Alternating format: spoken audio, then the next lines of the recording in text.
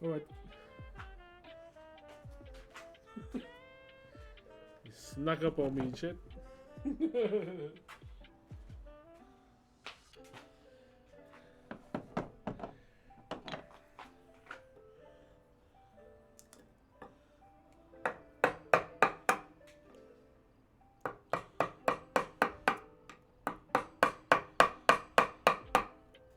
Sorry there, chat.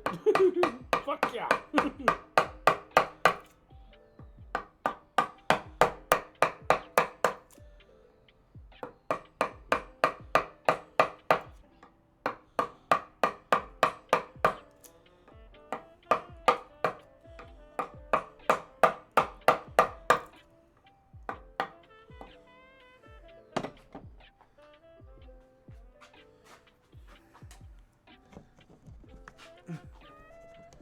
And when you're gone, I hope you're all having a good day, enjoying the stream as well. Much appreciated to those that are tuning in today as well, on both platforms.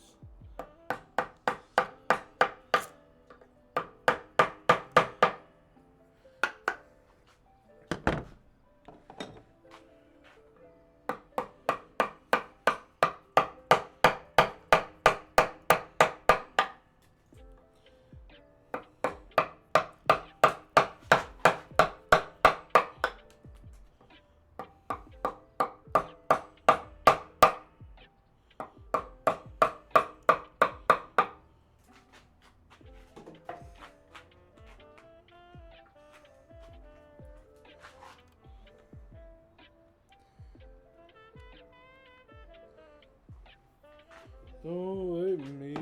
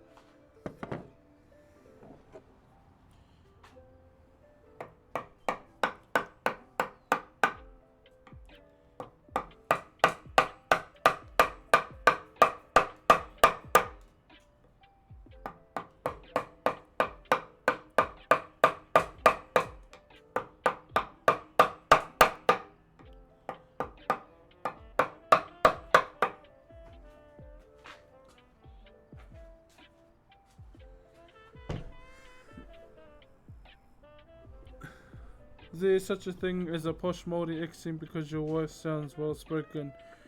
It's because she went to an English school.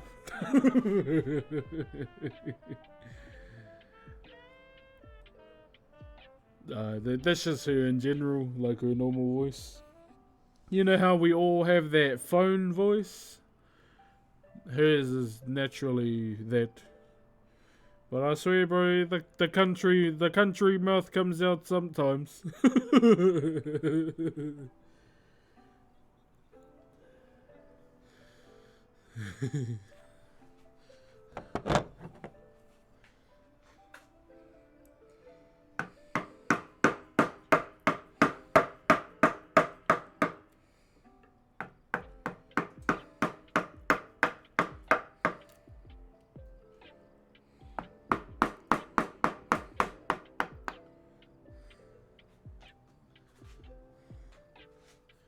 Trust me when I say that, the country mouth comes out sometimes.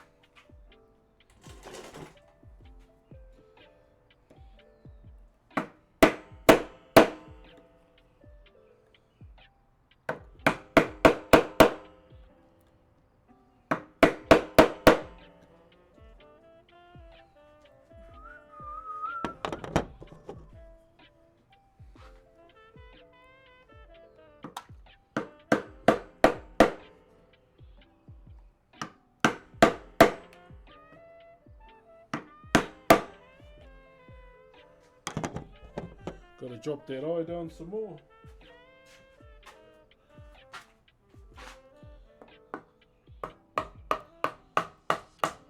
Whoop.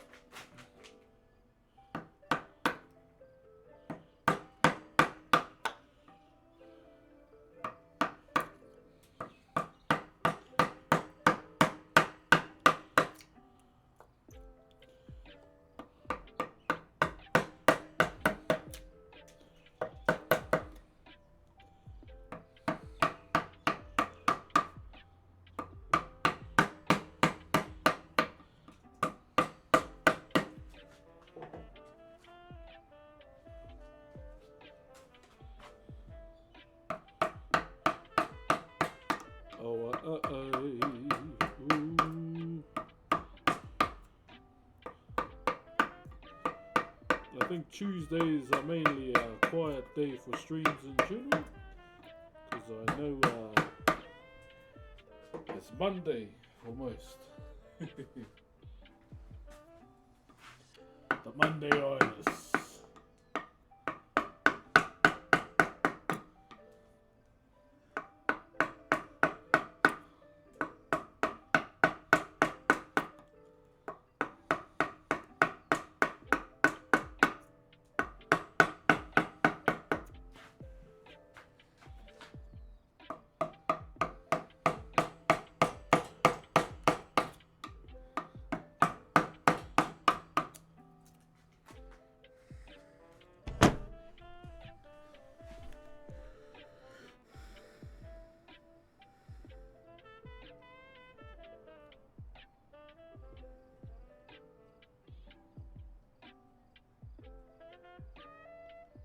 Get in there.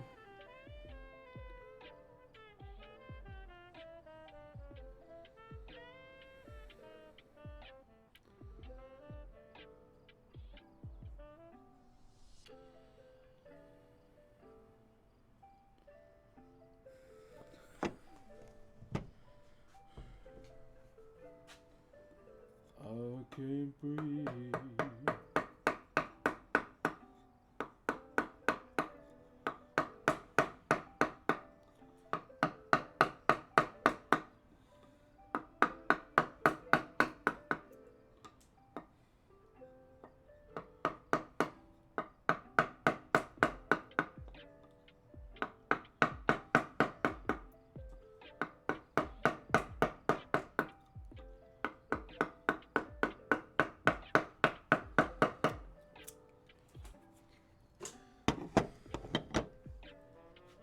Yeah.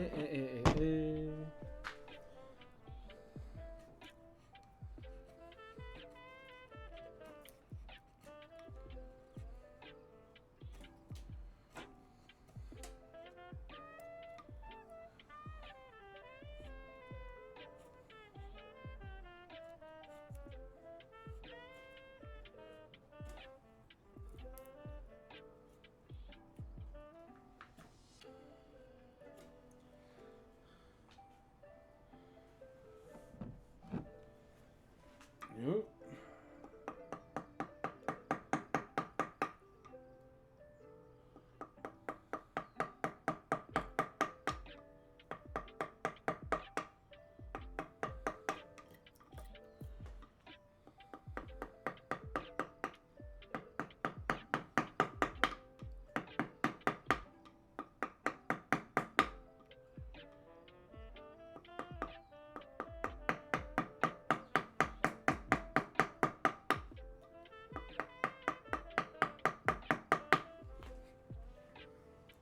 Hey, what up, JT?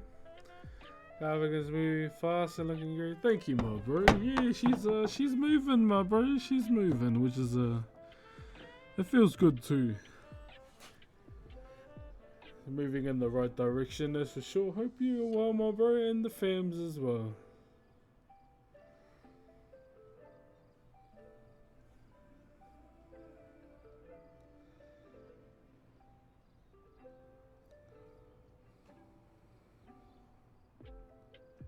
So we just finished kind of rough molding the head and the mouth. I mutated. Thank you very much for the Optimus Prime, good sir.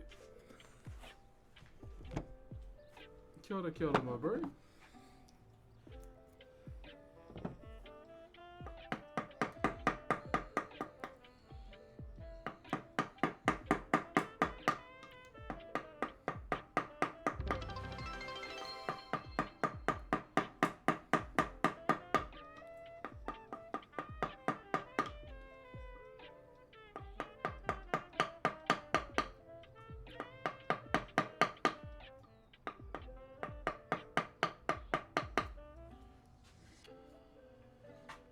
Thank you for the good vibes. Love watching your work. Thank you, man.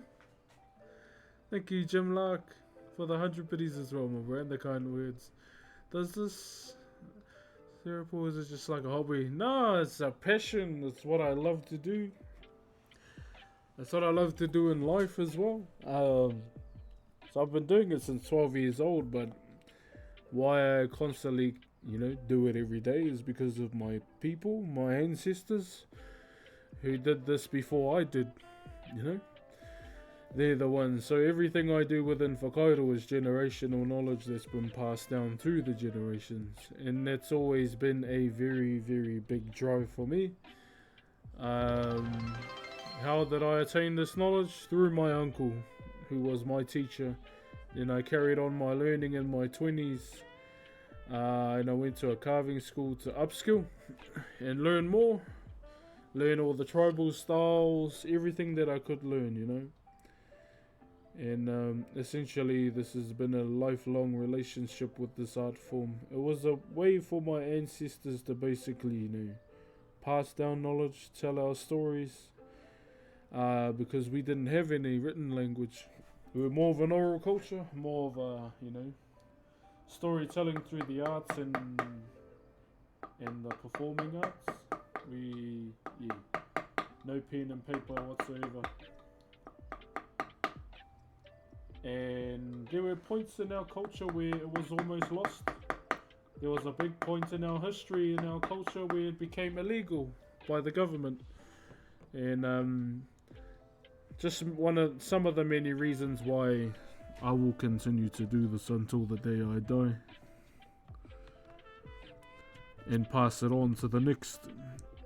That's what I've been doing with streaming, and outside of stream too, is talking to rangatahi or the younger generation about it. And I think one thing I will toot my horn a little bit about is that this stream has made a generation of young Māori kids want to pursue something from our culture as well. And this is essentially what we need to, keep it going. That's all there is to it. I mean, they're in books, but the best way to do it is by seeing it being done in front of you. And some students have also asked for help in terms of like applying for the carving school I went to as well, or just asking for help in general. Cheer, brother Ora. Yeah. And I've got a lot of whys why, I keep going and pushing. It's because I feel like, in a sense, we're all here to leave a legacy behind for the next. And then, and for me, I just want to leave a legacy behind when I'm long and gone, for everyone around the world. If they can take something from what they've seen through my journey and utilize it in their lives, then there's a W in my eyes. From the Philippines, thanks, Frenzium. Yeah. So with streaming, it was definitely to share my culture, and it still is to this day, and to capture the attention of all these skibbity generation millennial young people to show that you can do anything in life that you're passionate about, And Another one is the target audience of the Māori generation is that, our ancestors left a legacy for us here that can still be utilised in the modern day. Yeah. Because I always ask young Māori kids, or indigenous kids in general, like, what's the biggest advantage you got in this world? And, they give the typical answers like, oh, I'm fast and all that stuff, yada yada yada. And then, okay, the answer I'm looking for is the biggest advantage you have in this world is your indigenous culture, or your culture in general. That's what makes you who you are today. Samoa mai, Māori mai, Tonga mai. Nai wi take mai. Everyone abroad, really. And that's all my TikTok and all that's for, just because, all these little buggers are on their phones all day, so that's how we, show them. Like a lot of my little cousins from home, they go like, "Far, did you travel the world doing whakairo?" I was like, "Yeah, I was in Vegas last year."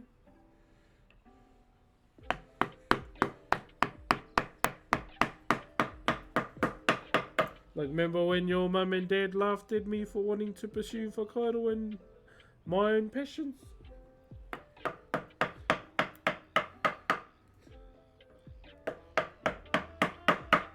Like, one of my cousins wants to be like the first, professional Māori drifter, and do it. Look at ways and avenues now instead of doing dumb shit.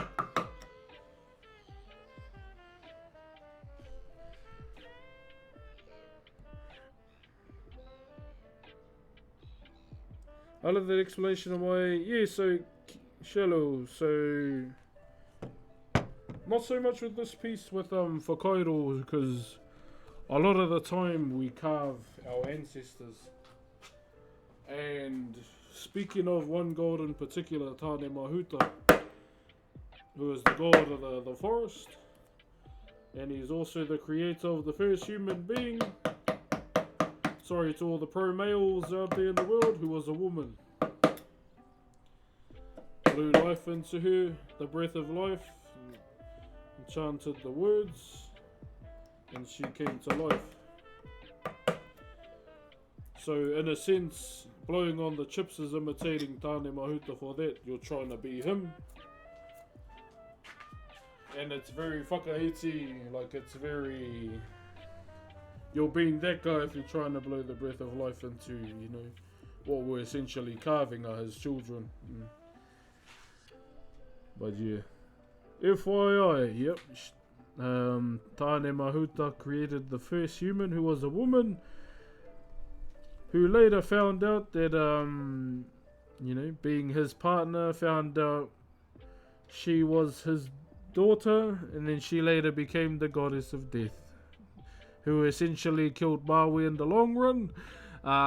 That's why we can die today. Very unfortunate terms of events, I'll say that much.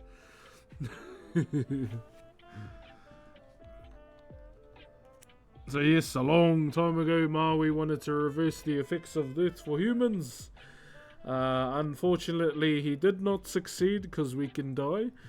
How did he get caught? He turned into a little ngangara or bug.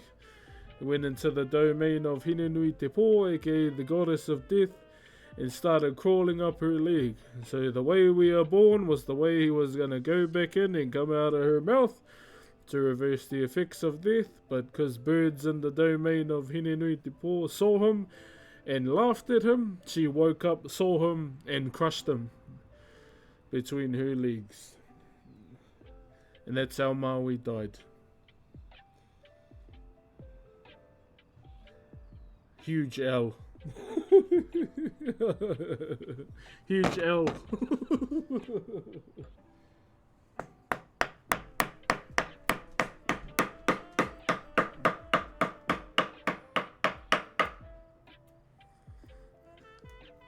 And yeah, that's how the story goes of how Maui died. He tauira anō koe I te katoa ngā tangata e hia ana ki te whai te ara whakairo. I'm no rangatahi these days, but straight up being able to watch your videos give me so much insight when you don't have people to carve with. Ai, tika kei te rai. A lot of, feel like te nuinga o ngā tangata e mahi nei I ngā mahi roto I te ao Māori. Ahua matapiko ki te toha I ngā mātauranga. Ētahi, engari ko te nuina e pīrani ana ki te toha I ngā mātauranga. Not the best way to go, I have to admit that, yeah, dude, went out, yeah. Yeah, but what a way to go out. Man got the watermelon muscle mummy treatment.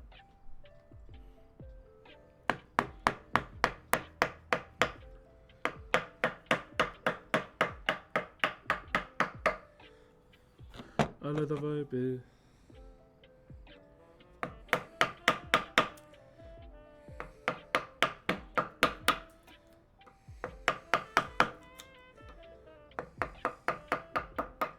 Yeah, so that's how Maui died.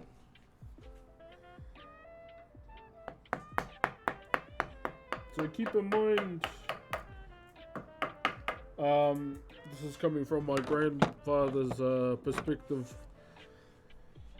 He always acknowledged Maui as a Polynesian ancestor. He never called him a Māori ancestor because Maui was essentially an ancestor who would aid everyone within Te Moana Nui a Kiwa abroad, being the Polynesian Triangle.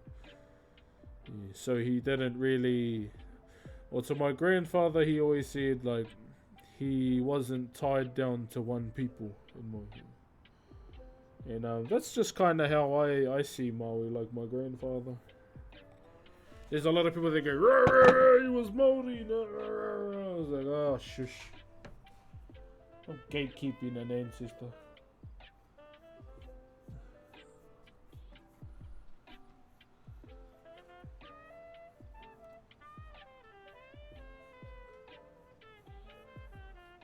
Just like how some Māori are so closed, not open-minded to the fact that we are Polynesians too.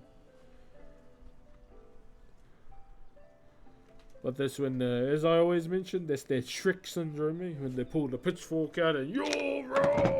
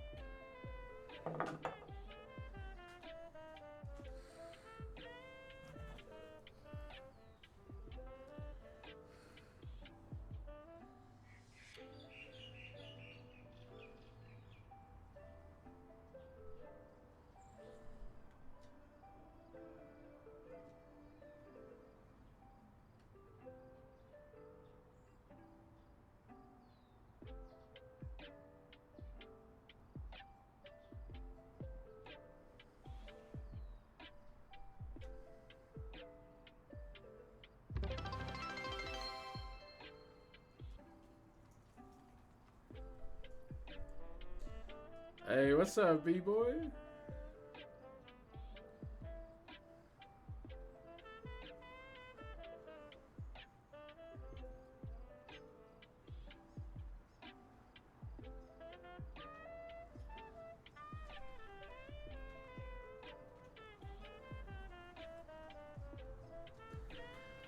Ai mara ki pai lana ki te kōrero tētahi atu mea pai nā tūhoi anō hoki. Kako mai te ahua tonga o ngā mātani. Ai, ai.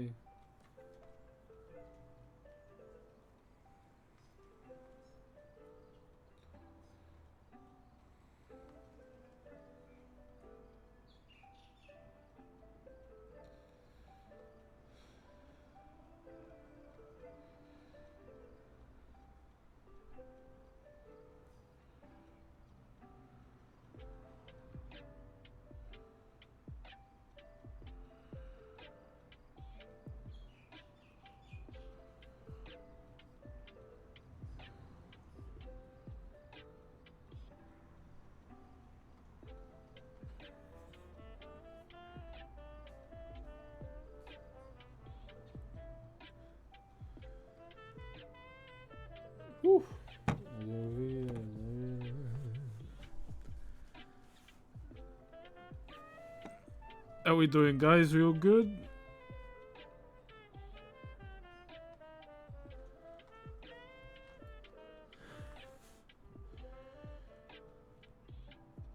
We're getting a lot done today, which is good too.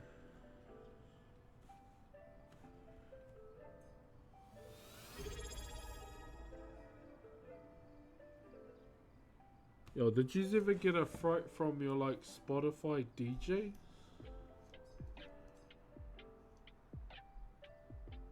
Cause I was legit just I was at the gym one day and he said, "Hello." I was like, "Who the fuck is talking to me?" I'm your Spotify DJ. Huh? Thank you very much to Ahoj for the Optimus Prime.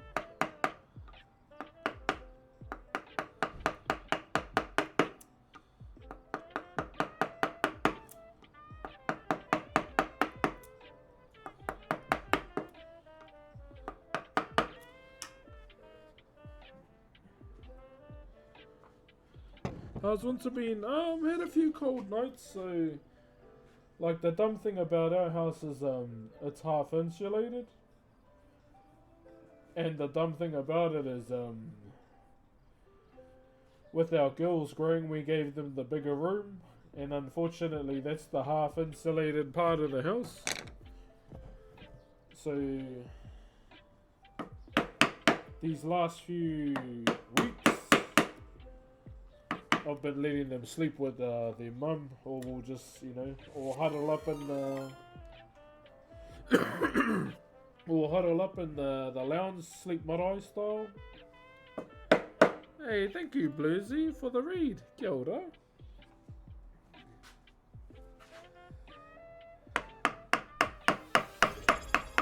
Yeah, it hasn't been great, but just trying to keep our kids warm. That's the main thing.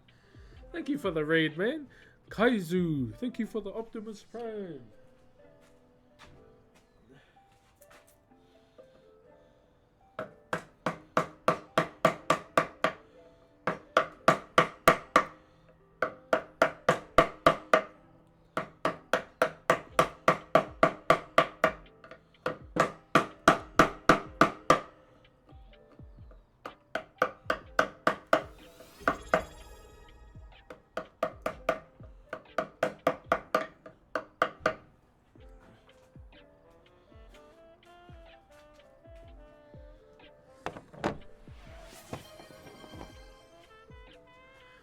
Yo, JJ with the 50 months.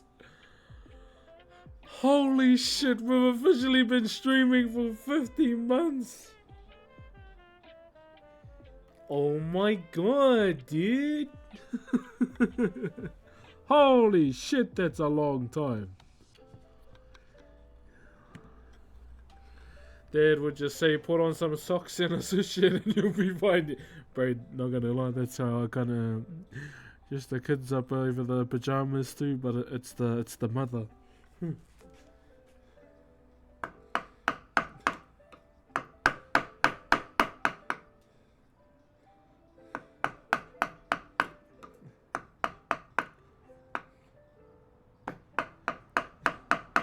But it's the mum that says, "Oh, not all of us slept in a non-insulated house." I was like, whoa, don't come at me like that.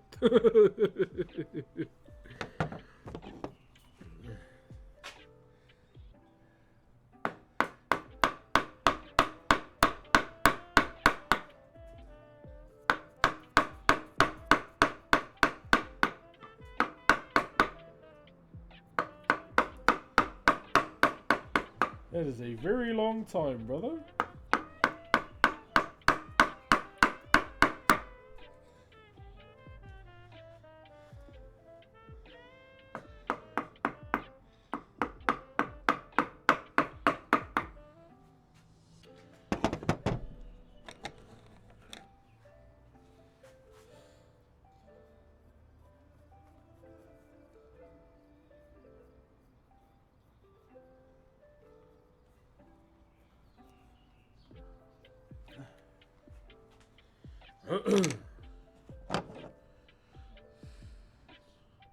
insulation keeps you soft. Yeah, like I won't lie. My ideal room is like I normally like sleeping with the window open. You know how when you're cold and you need like the steam breath. That was the room I kind of slept in back in the day, to be honest. And I didn't mind it at all.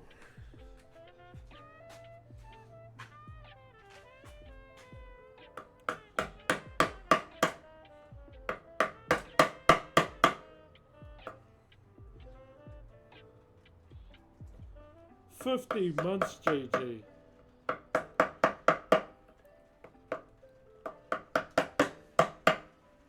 Far up.